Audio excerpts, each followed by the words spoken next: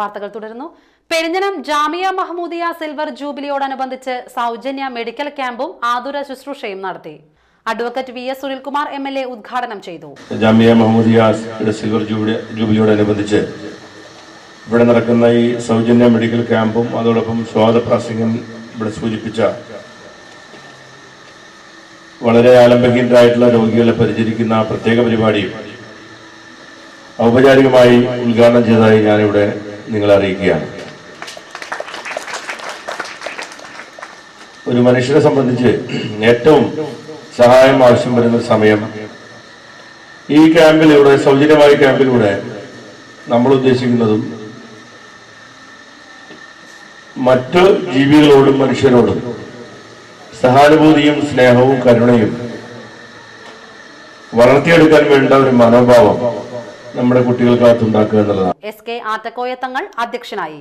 MK. Abdul Nasar, K K. കുട്ടൻ, Joseph Padamadan, P D. Sivaraman, ER. Karthikeyan, Ibrahim Kutty Haji, ടി.എ. Mufthikkar Ahmed എന്നിവർ സംസാരിച്ചു. മഹ്മൂദിയ Riyadh committee പ്രതിനിധി വസ്ത്രവും ധനസഹായ വിതരണവും നടത്തി.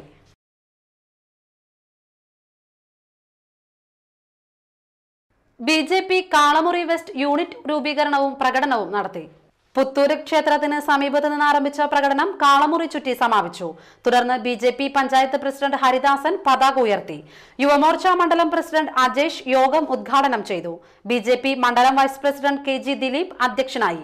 യുവമോർച്ച കയ്പമംഗലം പഞ്ചായത്ത് പ്രസിഡന്റ് അനീഷ്, കർഷക മോർച്ച മണ്ഡലം ജനറൽ സെക്രട്ടറി ജിനൻ മാമ്പറമ്പത്ത് എന്നിവർ സംസാരിച്ചു.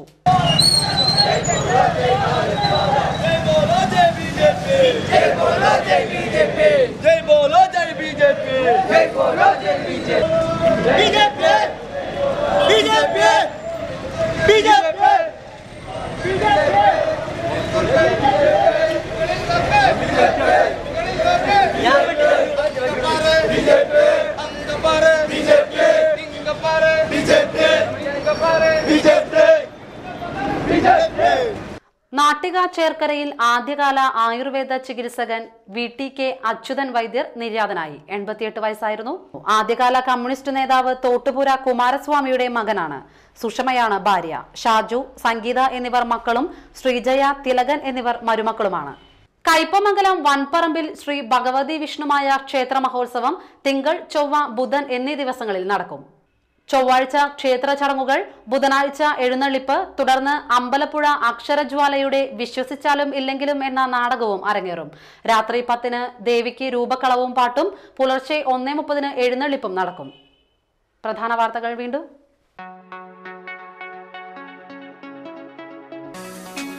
തൃപ്രയാറിൽ ശീവേലി എഴുന്നള്ളിപ്പിന് കൊണ്ടുവന്ന ആനകൾ ഇടഞ്ഞോടി. പാപ്പാന്മാർ അവസരോചിതമായി ഇടപെട്ട് 2 ആനകളെയും തളച്ചു.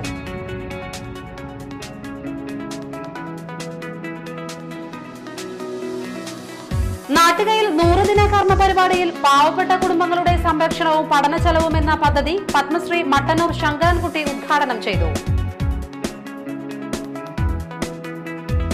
പെരിഞ്ഞനം ജാമിയ മഹ്മൂദിയ സ്കൂളിൽ സൗജന്യ മെഡിക്കൽ ക്യാമ്പ് നടത്തി.